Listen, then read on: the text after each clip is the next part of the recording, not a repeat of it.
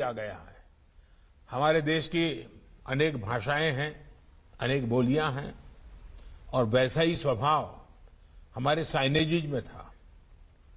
मूक बधिर हमारे दिव्यांगजन जो है, अगर वो गुजरात में जो साइनेजेस देखता है, महाराष्ट्र में अलग, गोवा में अलग, तमिलनाडु में अलग।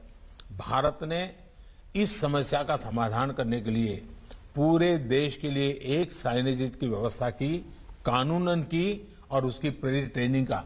ये उनके अधिकारों की चिंता और एक संवेदनशील अभिगम का परिणाम है। हाल ही में ही देश की पहली साइन लैंग्वेज डिक्शनरी और ऑडियो बुक की सुविधा देश के लाखों दिव्यांग बच्चों को दी गई है, जिससे वे ई लर्निंग से जुड़ सके। इस बार जो नई नेशनल एजुकेशन पॉलिसी आई है, उसमें भी इस बात को विशेष रूप से ध्यान रखा गया है। इसी तरह ट्रांसजेंडर व्यक्तियों को भी बेहतर सुविधाएं और समान अवसर देने के लिए transgender persons protection of rights कानून बनाया गया है। गुमंतु और अर्ध गुमंतु समुदायों के लिए भी डेवलपमेंट एंड वेलफेयर बोर्ड की स्थापना की गई है। लोक अदालतों के माध्यम से लाखों पुराने केसेस का निपटारा होने से अदालतों का बोझ भी कम हुआ है और देशवासियों की भी बहुत मदद मिली है।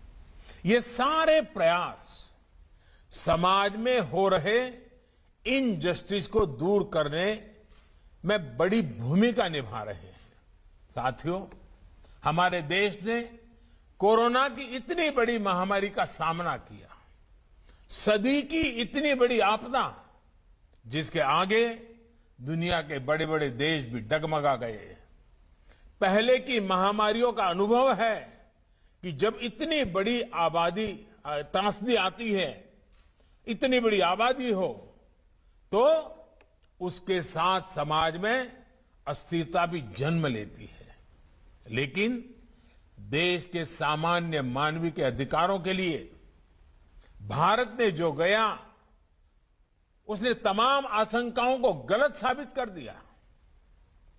ऐसे कठिन समय में भी भारत ने इस बात का प्रयास किया कि एक भी गरीब को भूखा नहीं रहना पड़े। दुनिया के बड़े बड़े देश नहीं कर पा रहे, लेकिन आज भी भारत 80 करोड़ लोगों को मुफ्त अनाज मुहैया करा रहा है। भारत ने इसी कोरोना काल में गरीबों, असहायों, बुजुर्गों को सीधे उनके खातों में आर्थिक सहायता दी है। प्रवासी श्रमिकों के लिए one nation one ration card की सुविधा भी शुरू की गई है, ताकि वो देश में कहीं भी जाए उन्हें राशन के लिए भटकना न पड़े। भाई और बहनों, मानवीय संवेदना और संवेदनशीलता को सर्वोपरि रखते हुए सबको साथ लेकर चलने के ऐसे प्रयासों ने देश के छोटे किसानों को बहुत बल दिया है। आज देश के किसान किसी तीसरे से कर्ज लेने के लिए मजबूर नहीं है।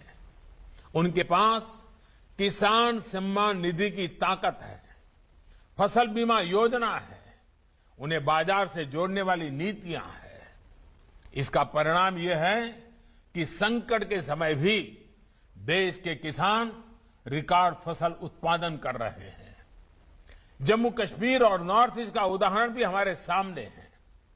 इन क्षेत्रों में आज विकास पहुंच रहा है।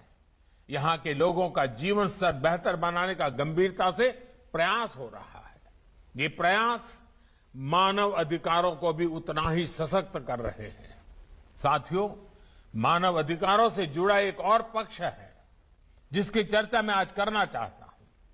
हाल के वर्षों में मानव अधिकार की व्याख्या कुछ लोग अपने अपने तरीके से अपने अपने हितों को देखकर करने लगे हैं।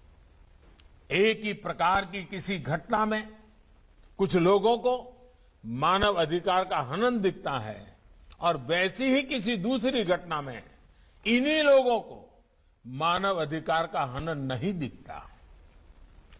इस प्रकार की मानसिकता भी मानव अधिकार को बहुत ज्यादा नुकसान पहुंचाती है। मानव अधिकार